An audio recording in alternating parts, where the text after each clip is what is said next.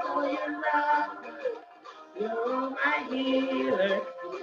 Good afternoon, everybody. This is Sandra at Life and Living It.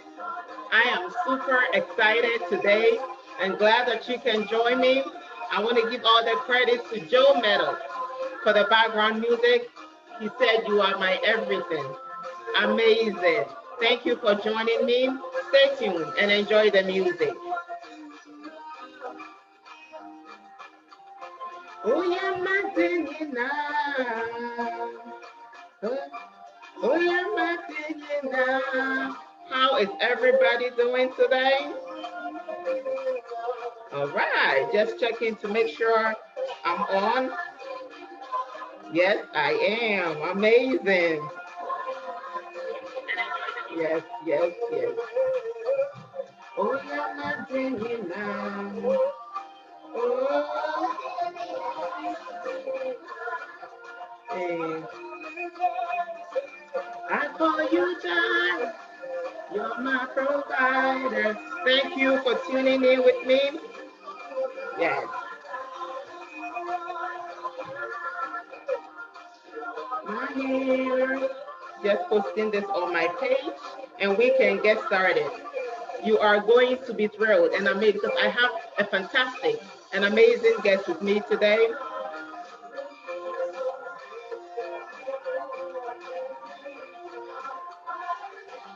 I can live without you. Oh, I can breathe without you. How is everybody doing? If you get on, you can give me a thumbs up, like it, share. Yes. I can live without.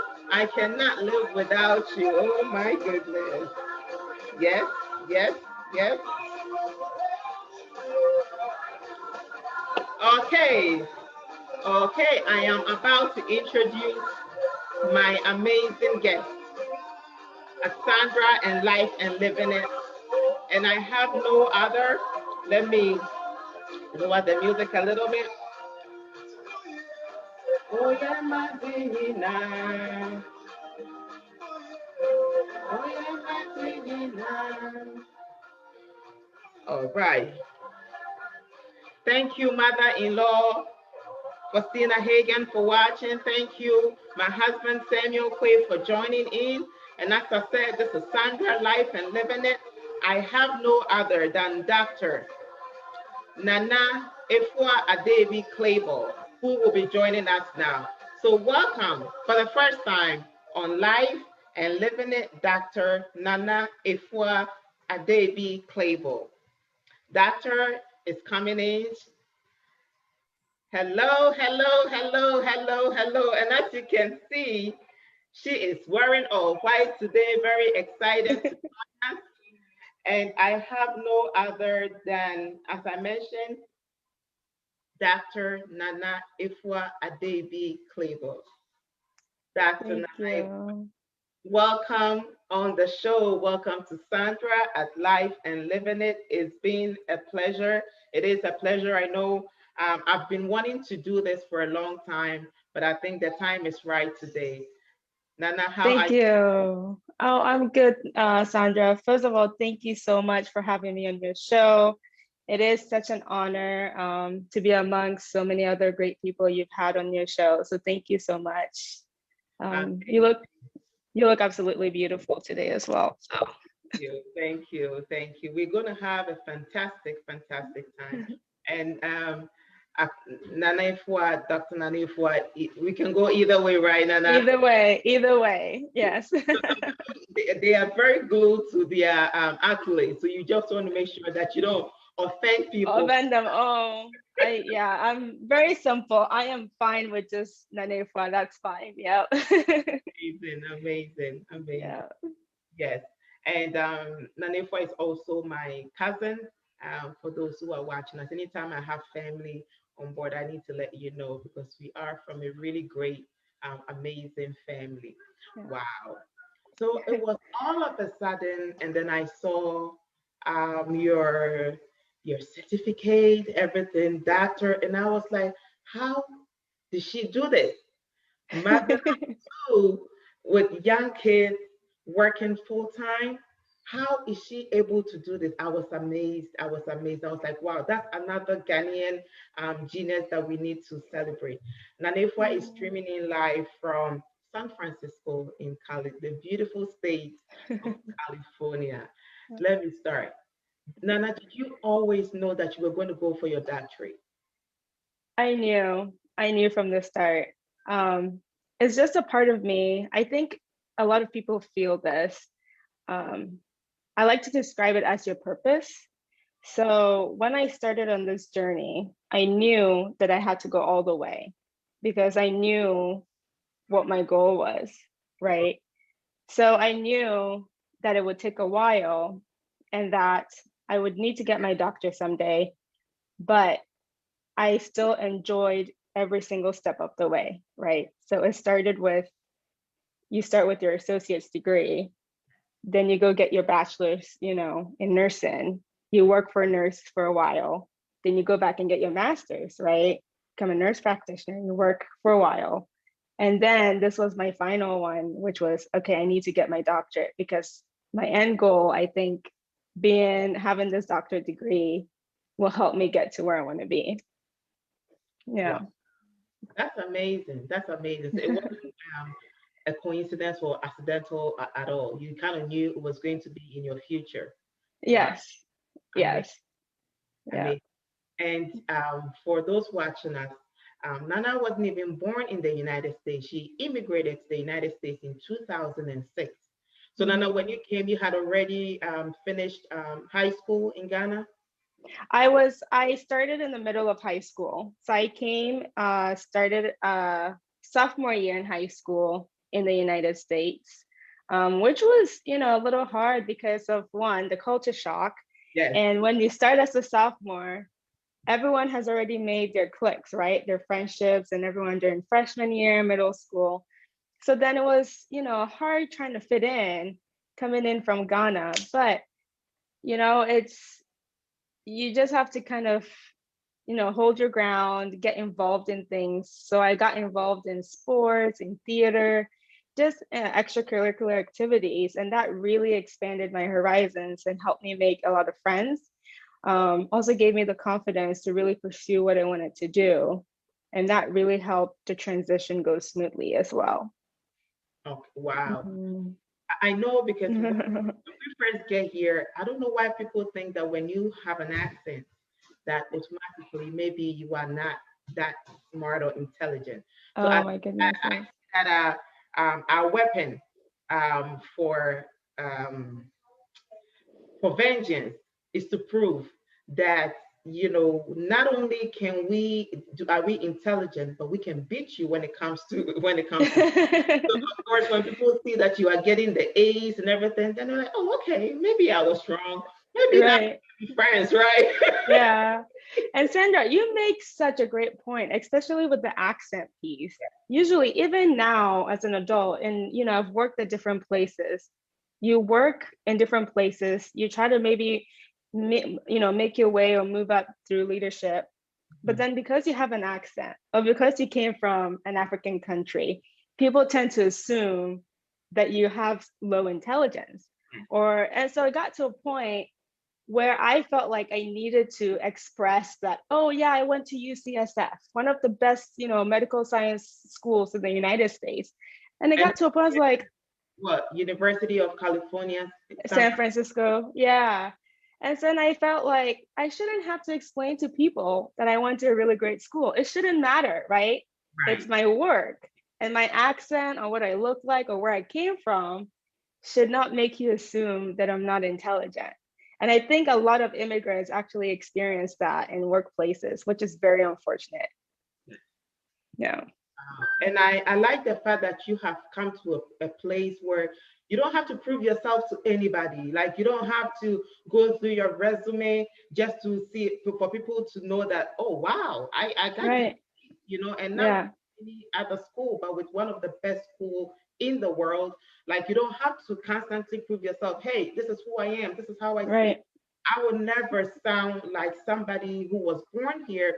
I would always have my intonation or my accent, but I'm Right. okay with it. So it's up to you to accept it or not. Right. I will not be the kind of person to kind of like always have to prove myself. That's amazing because we Yeah. go through that, some We way. all go through that some way, somehow. And even when we make it to the top, we still have to keep fighting sometimes. But we just have to decide when it's worth it and when it's not, right? Because at the end of the day, we're all still trying to move up in our careers, right? We're also trying to get to meet our goals. And so we get to decide when we feel like it's worth it and when it's not. And I think a lot of immigrants now are finding and learning that, I don't have to explain my educational background, or I don't have to go above and beyond 3 times more than you do just to prove that I can do this. And so that's a good thing to see. Wow. And I'm glad that it's coming from you. And as you were talking, I remember my sister, Audrey, who is also in mental health, psych nurse. Nurse practitioner, yeah. So, people will, she has her own patient. So, of Mm-hmm. course, if you have a new patient, they will check your profile and all that. She said there was one man. She dig there, she investigated, she called all the places she had worked with um, just to make sure that whatever he was looking, he found it to kind of make sure that okay, this is somebody that I can trust my health. Wow. It wasn't enough that she was part of the mental health institution. All of that wasn't enough, but he had to dig and dig and dig.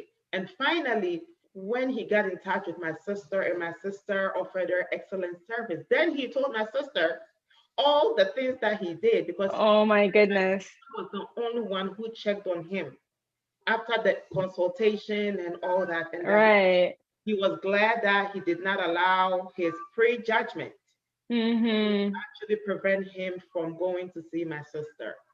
Wow. It's kind of crazy, isn't it? It's so crazy. And even though I hope he learned something, because one, even though he says he's glad he didn't let his, prejudgment prevent him from going, but he still did all that investigation. Yes, He wouldn't have done that for anybody else that wasn't an immigrant, right? So exactly. hopefully his sister was able to kind of, in a therapeutic alliance way, say, Mhm. okay, well, kind of set him straight a little bit, saying, but well, that was also inappropriate, right? I'm glad you came, but sometimes we have to educate, unfortunately. But it seems like he learned his lesson. But that's the thing. Once they get to know us, or once they see our work, Mhm. then they're like, whoa, wow, we look at what we could have missed, right? Exactly. So it's just that whole stereotyping and judging based on cultural backgrounds. Unfortunately, in 2021, we still have to deal with that. So I think it will always be part of us. Uh, yeah, the way for people sure. grow up, if you grew up in a family where you traveled, and one thing I've realized is most people here don't travel. They don't have passports. They don't go anywhere. Yes, yes. They need to expand their world and travel and really open up their minds, because there's so much beauty to be seen. People need to step out of their comfort zones for sure. Absolutely. Wow. Let me acknowledge a couple of people watching our sister Flora and Jay. Oh, thank you very much for watching. I just love her. That's your auntie. That's my auntie. Hi, Auntie Flora. That's your auntie who's refusing to grow because she Oh, looks. yeah. She looks more like my sister. Yeah. And thank you very, very much, Mommy, Mrs. Patricia Adabie, also for joining us today. And if you just join in, I have Dr. Nana Efua Adabie Clabaugh joining us, streaming in live from San Francisco in the beautiful state of California. And I know we are 3 hours apart. It was kind of early, but she made it on time. And I was like, wow, thank you. Thank you. I appreciate it. And thank you so much, Sister Rosina, for watching all the way from the United Kingdom. Always, always supportive And I do appreciate that. And I just want to read something about Dr. Nana Efua Clabaugh. Every now and then I'll go back to Nana Efua, but that's fine. It's my show. I can do whatever Oh I want. yes, yes. So for those who don't know, um, Dr. Nana Efua Adabie Clabaugh is a University of California, San Francisco trained psychiatric and mental health nurse practitioner who holds a Doctor of Nursing practice degree. But I like where you focus. Your clinical interests include mood and anxiety disorders, which is huge, Mhm. huge, huge, huge in our society, and also ADHD, um, perinatal and postpartum mental health, leadership health policy, and teaching precepting students. That's amazing. With that anxiety, mood swings, and all that is just. And I know we're going to talk about that. So Yeah. Nana, we Yeah. you were here when we heard that this famous comedian in Ghana was in a psychiatric hospital, and I don't know whether you know, Oh. but his name is Funny Face. He makes Oh. everybody laugh. He's one of the greatest comedian that you can meet. Mhm. Always making people laugh. So all of a sudden, Mm. we heard that he had a mental breakdown. He had depression. Mm. People were like, "Come on, you are African. We don't have depression. This is something that white people have. What do you mean you have depression when you have everything going on for you? When you are a Mm. TV sensational, social media sensational, popular guy, everybody was surprised. But then, Mhm. and I'm glad for the first time they take somebody to the court because he had this issue with the Ghana police. Mm. The judge saw him and said that, no, I'm not going to sentence you to go to prison. However, Mm. I'm going to sentence you to go to a psychiatric facility Mm. that you need. I think that Mhm. that charge was God sent because Yeah. normally it doesn't happen. We have a lot of people with mental issues in our prisons, which is Mhm. unfortunate. So I was Mhm. thinking, and it normally happens like I can kind of bring it back here to Robin Williams, to all those people who make us laugh. And then you Mhm. realize that maybe they've carried this for a long time. Maybe they've had it since they were a kid, but maybe the comedy thing kind of mask it as to where people don't take time to see a specialist because Mhm. um there's a word that I want to use. There's that stigma Yep. about when you go and see a psychiatric, like Mhm. even when you go see a psychologist, that's one thing. How much more a psychiatrist? And now, Yes. what's your take on that? Oh my goodness. So yes, the stigma. I'll try to break this into little pieces. First, let's talk about the Ghanaian guy, funny face, Yes. and kind of pick it back with Robin Williams. Usually, people that are in the limelight or people that make us happy and smile, they're expected to always be bubbly and happy-go-lucky. So even themselves, when they're going through difficult times, when they're going through any kind of mood or anxious, illnesses, if they're depressed or anxious or anything, they themselves feel like they can't come out because what are people going to think? I make people happy.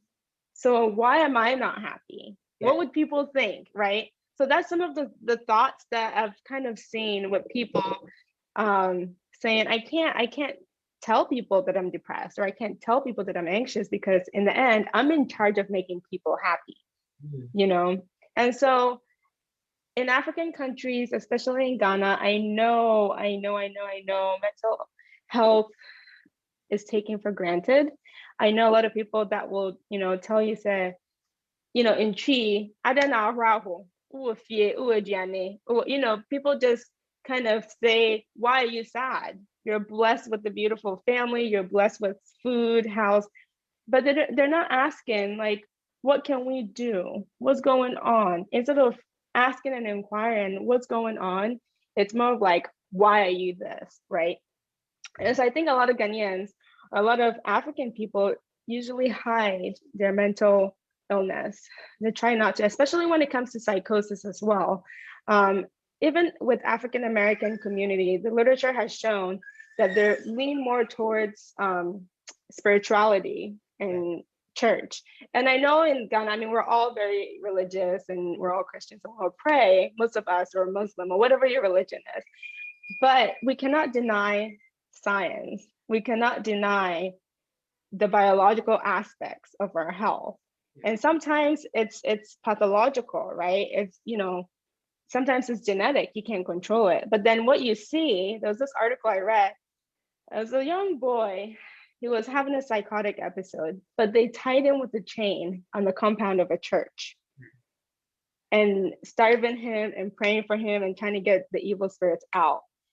But when, as a mental health specialist myself, I read all his symptoms and I read what's going on. I'm like, well, maybe a dose of antipsychotic would help with this. But they don't believe that, right? There's no, maybe the right term is there's the lack of education.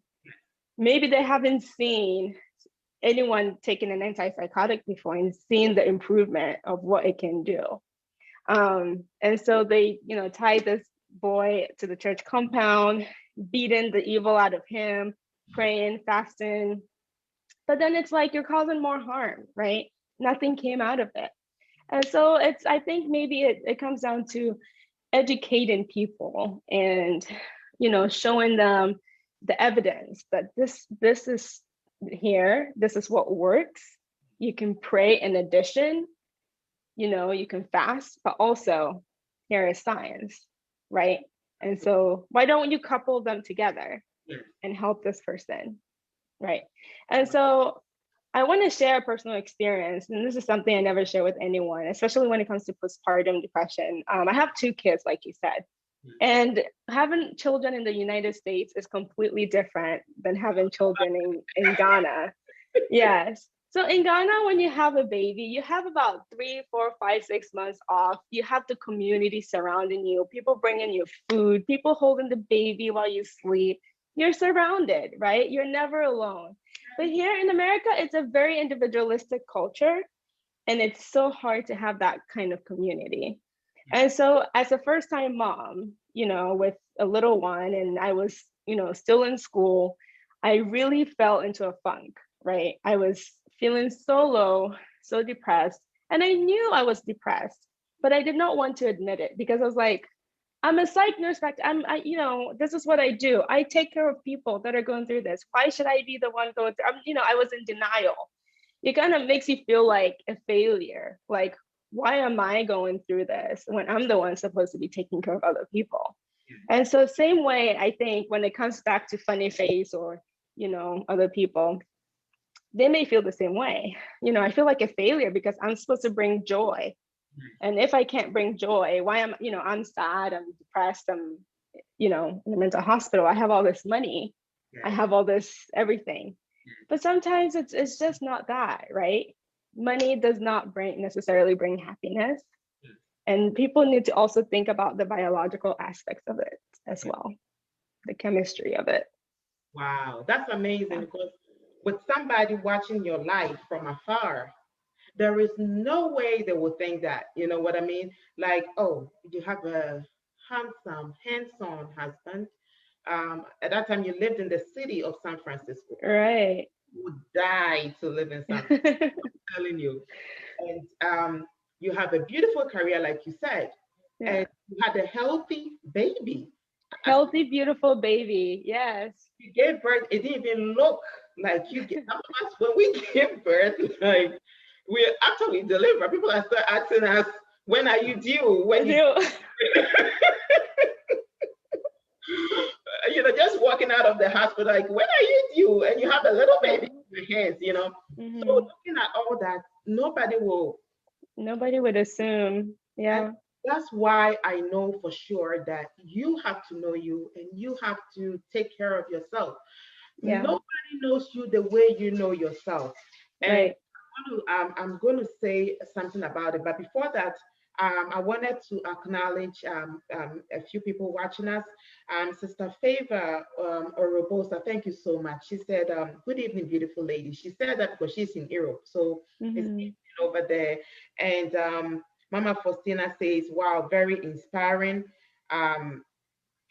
Think I had Didi. I think that it just goes so fast when people say, but thank you very much for watching, Didi. I didn't get to see the comments that you had on taking care of yourself, Mhm. regardless, regardless of how you feel. And sometimes, I know Audrey said, we go to the doctor as women, we go to the gynecologist, they check our reproductive system. But Mhm. when it comes to mental health, we don't feel like Mhm. we need to go see a doctor until it's worse. Yep. Just go and have a chat with your mental expert. Just have a chat, Mhm. make an appointment. It doesn't mean that there's something wrong with you. It just means No. that's holistic care. Really, really, it really is. And I've had so many people that will come see me, and they don't necessarily have anything major going on, but just to kind of check in and discuss. Oh, I do have some stressors going on, but I don't want to dump all of this on my husband, or my partner, or my family, right? Because I have to be the woman of my household, and I have to hold the family together, and I have to cook, and I have to work, and I have to take care of my husband, and I have to be a friend for all these people. But just to come in and let it all out, like a safe space, right? We all need that safe space to let it all out, because honestly, we're all carrying a lot. We are. We We are. are all carrying a lot.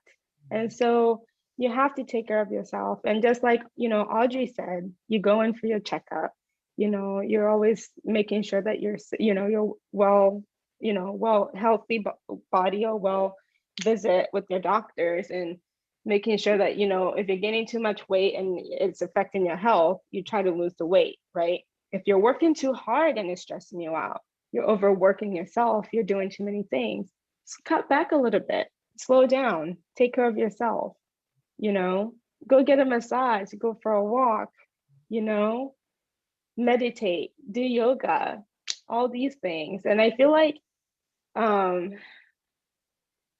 I feel like a lot of people do not pamper themselves like they should, Absolutely. you know. And I am advocating for people to pamper themselves, Take it, go get your nails done, go to a restaurant, even if it's just you, if it's just yourself, just go eat something nice, take a nap, and don't feel guilty about it. So there are all these little things that I feel people should be doing to really improve their mental well-being. So yeah. That's amazing. Didi says, good afternoon, boss ladies. And talking about taking care of ourselves. We're going to take a healthy break for now. As mothers, and I know, Nana, you talked about it. Um, for me, I'm a mother of four. Mhm. So taking care of yourself, I was sitting there one time because when I was pregnant, I didn't really go to see the dentist, right? And Mhm. we were like right in the pandemic to that. No, no, no, no. Okay, right? So even like making the dentist appointment is very Mhm. important. Mhm. Going to see the mental, if you feel so low, I feel like, Mhm. it's a good time, so some people even don't know that their insurance does cover some of the mental health, like they don't even Mhm. look at their insurance plans to You don't. what coverage that they have. And Mhm. since we are taking a healthy break for now, I always, always, always, I'm big on inspiring healthy living through nutrition, through Yep. exercise, drinking water, and more water and rest. And one thing that I found that really helps me is that in the morning, when I'm trying to fix everybody their breakfast, I realize that I don't really get a time because I'm eating off my kids' plates. And by the time you realize you've eaten more than necessary. So what I do is that I have found this plant-based protein powder, not whey, Mhm. all plant-based, because I'm also trying to use that as a healthy meal replacement. And that's Mhm. what I found. And I like this because I don't have to do anything because in the plant-based protein powder, it comes with over 17 variety of fruits and Mhm. So I don't have to add anything. And this is a complete meal. Sometimes I add maybe strawberries or banana just to make me feel fuller, but you don't really Mm-hmm. add anything. And in that you have all the nutrients. You have even all the phytonutrients coming from the fruits and the vegetables. You have your Mm-hmm. iron, you have your calcium, you have your B complex, you have your potassium, you have your healthy carb Mm-hmm. coming from quinoa, millet, Mm-hmm. the alfalfa sprouts. So these are healthy carbohydrates because you still need a little bit of carbohydrates to give you that fuel. You You do, yeah. go through your daily activities, and it's all over 140 calories, 13 grams. Mm-hmm. All the protein is from plant based. It's Mm-hmm. non-dairy, gluten-free, non-GMO, all the non, and it's low glycemic index. So Mm-hmm. it takes the time for it doesn't raise your sugar level. So if you are maybe pre-diabetic or have diabetes or watching your sugar, Mm-hmm.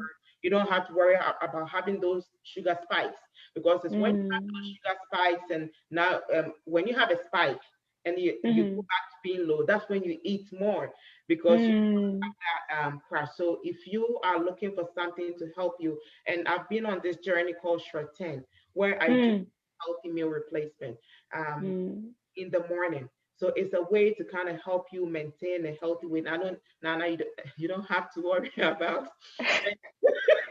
maintaining a healthy weight, but even for like late evening snacks, if you are really Mm-hmm. hungry, instead of hitting the cookies and all that, this is a great snack for you to have and not feel guilty that you Yeah, that your body wasn't able to process. So you can contact me yeah. Yep. for this plant-based protein powder. You can use them for cookies. I use them for pancakes as well. So help. Yum. Yes, That sounds delicious. it does. It does. Wow. So now Yes. I know we talked about, you being, and I know you're also a mother, and you mentioned a little Mm-hmm. that Mm-hmm. working full time, having kids, um, cleaning, making sure they have good clothes, and everything comes, with that. There's no job description when it comes to Right. a mother because any given day it can be more or less. Right. How have you been able to maintain that healthy balance? Oh, you know, I always, people always ask, how do you balance it? And I try to say it's not more of a balance, it's more of an integration, right? We can't really balance everything because some days, like you said, some days motherhood will take most of your time. Some days work will take most of your time. Some days yourself, taking care of yourself will take over, will take more of the time. So it's more of an integration because you just have to mix it all together. And you have to be okay with that. You have to be okay with sometimes you don't have the energy for motherhood and you're like, you know what? We're doing mac and cheese for dinner or ramen for dinner. You'll be fine. You'll survive, right? Versus some days you're like, yes, I want to spend all day with the kids and I want to cook and we're having jollof and we're gonna go to the zoo. It's just it can never be balanced. Right. Just not feeling guilty about the times when you take breaks, Yes. about the times when you don't have the energy to full service your family, about the times when you don't really deliver what you need to deliver at work. It's okay. 1 or 2 days of not meeting goals is not going to change the final outcome of whatever you're doing, right? Absolutely. Yeah. And so that's my take on it. I really, I preach it, but it's hard to live it, right? Saying try not to feel guilty about some of the things that you do because it's never balanced. But sometimes we do feel guilty, right? We feel guilty that, oh man, mac and cheese, add a little veggies in it and that's good. But it's like the kids are happy. They Yes. love it. They're happy and that's what matters, right? And so that's my take. It's not easy, especially when you're trying to also balance friendships, your social life, your well-being. For example, I love to work out, every morning, but for the past week I haven't. And I've been feeling so guilty because I'm like, well, because I have to wake up at 4, right? 4 a.m. so that I can work out at 5, come home, prep their foods, get them ready for daycare, send them to daycare, go work all day, pick them up by 5:30, come home, have dinner, give them showers, put them to sleep. And it's, by the time I go to bed, it's like maybe 10. So then you keep thinking, you're like, oh, waking up at 4, that's early. I need my sleep. Yeah. So this past week, I haven't exercised and I started feeling very guilty because I love it when I exercise. I love the energy it gives me. I love the way I feel. I feel strong. But then I was like, you know what? But I did sleep in and that felt good. And that is a form of healthcare, Yeah. right? That is a form of, taking care of yourself as well and loving on yourself and having that self-care. And it's part of mental health. But because sometimes we can be so stuck in our ways and our routines, we start to feel guilty. But you have to stop your thoughts, the negative thinking, and think of, okay, so what's the good thing in this? And so that's something I'm learning and practicing, and hopefully other people will do that as well if they're starting to feel like they can't balance at all. It's more of an integration. Yeah. Wow, amazing. I think sometimes when I get up and I'm very tired, I still want to. Hmm. So then I was speaking to my nurse friend who's also a health coach. She was like, when Hmm. you're tired, you don't have to run because that causes so much inflammation. So Right. maybe you can just take a walk. So the day that you are sleeping in, your body is actually recuperating from Right. all the stress. And the brain cannot detox until you get to that peak when Right. you are in your deep sleep. So, like you said, Hmm. even though you didn't feel like you were exercising, but then your body, you gave your body what it needed at that time. And I think that Right. matters. Right. Right. All right. So now, therefore, like when you put your head on the pillow, what are some of the things? For me, when I go to bed, I try to do before I fall asleep, like I try to think, okay, maybe the only time that I smile more is when I know that I've been able to do something to help somebody. Maybe Yeah. turn the light bulb on, or maybe give them that sense of hope that they can do it. What are some of the thoughts that come into your mind that brings you fulfillment? Yeah. Um, so one, I always think every time I go to sleep and then whenever I wake up, I make sure I say 3 things I'm thankful for or grateful for first. And then two, I think of my day as in what good did I do today? And I think that's something that everyone should think about. It doesn't have to be something great. It can be, oh yeah, I paid for that coffee for that person. Or, I dedicated my time to this person, even though, it was a little hard for me, but it gave them some relief and they were able to do whatever they needed to do. Right. So I think of my whole day and then I think of my family and I think, are my kids happy? Is my husband happy? Are they healthy? And I think of all those things and there, yes, that makes me very happy. But then I also think of what I do. And sometimes I try not to bring work home or bring as in like think about it when I'm home around my family. But sometimes it's hard not to, right? So you can think of, a patient you saw that's going through a really hard time. And then you start to think of, okay, so what can we, what's a treatment plan that can really work for this person? And so that usually goes through my head as in like, will this work for this person? Maybe we'll try this next time I see them. Just basically thinking and planning ahead for whoever I'm seeing. So those are some of the things that go through my head. But overall, it's always gratitude. Gratitude that everybody I know is alive and healthy and seemingly happy, right? And so, yeah. Wow. So everybody has their coming to America story. Um, so for you, coming to America, has that been a good thing, a bad thing, or uh, Yeah, it's been a good thing. It's been a good thing. It's been fantastic because one, I met my amazing husband and we're married and we have 2 beautiful kids and living the life that we always dreamed of. And two, I feel like the kind of education I have here, with especially with mental health. Actually, my long-term goal is someday maybe open a mental health clinic in Ghana. I feel like if I were in Ghana, I wouldn't have this opportunity. I would have opportunities, but just not this one, right? And I know Ghana has done so well. We've progressed, but there's still a long way to go. And I know so many people, so many of my colleagues that are still struggling, with highly educated people that are still struggling to find a career that actually meets their education level and pay them what they deserve, right? Or even, like nepotism as well in Ghana. Who do you know? How, so that makes it a little hard, I think, sometimes living in Ghana. People make it, people push hard, people hustle. But I think my coming to America story has been beautiful.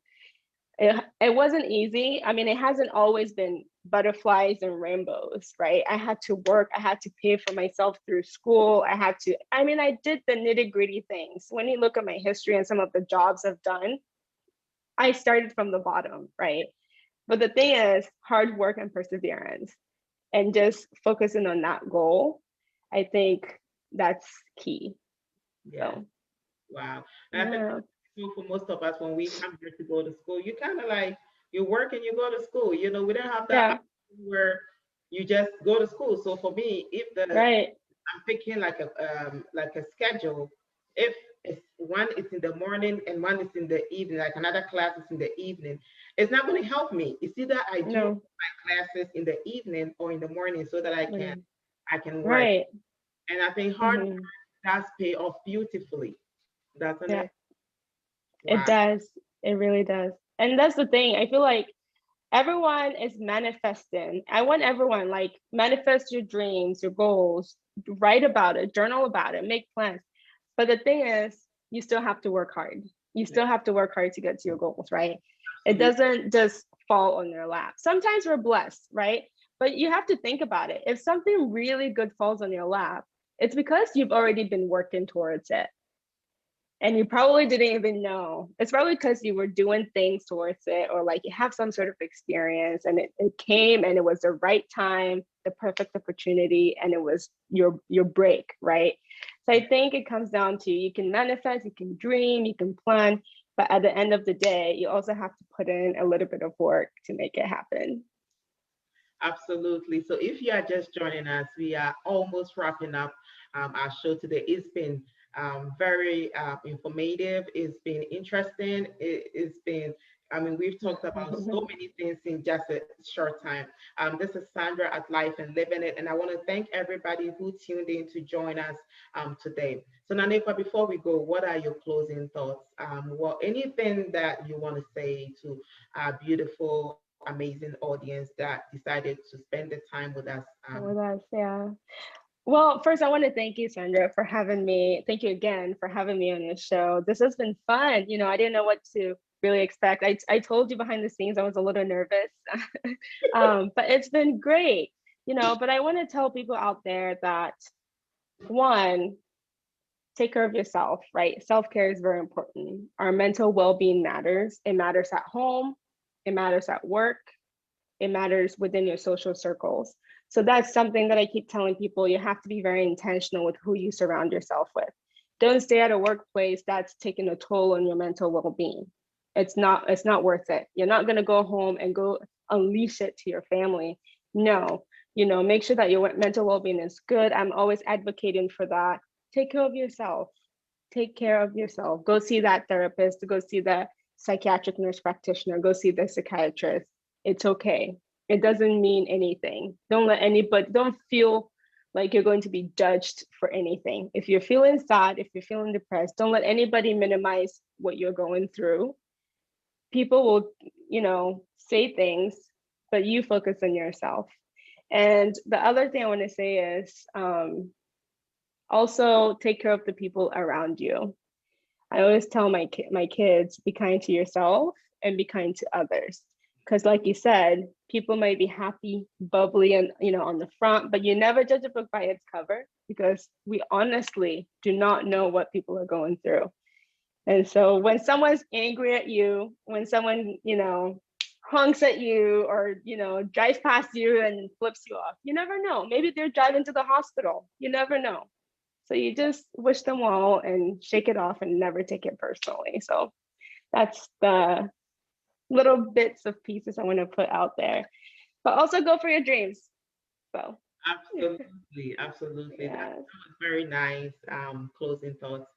Thank you, Nanama, for watching. She said, "Good afternoon, ladies."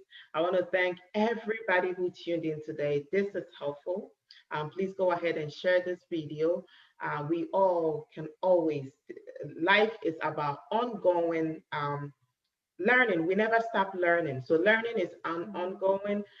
So I know that you have learned something today and you can share it. And one thing that I'm going to take away is that don't feel bad when you decide to take care of yourself. Sometimes people will make you feel bad that you Mm-hmm. decided to take a break to take care of yourself, but guess what? You know yourself, and Yeah. that responsibility God gave to you. You do your best and God will do the rest. It has Yes. Dr. Nana Efua Adabie Clabaugh, streaming in live with us from San Francisco, California. We want to appreciate you. We want to say thank you for coming on Sandra at Life and Living It. For our Thank viewers, you. thank you very much for watching us. Until next time, this has been Sandra and Nanefua on Life and Living It. Take care, everybody. Bye bye. Bye.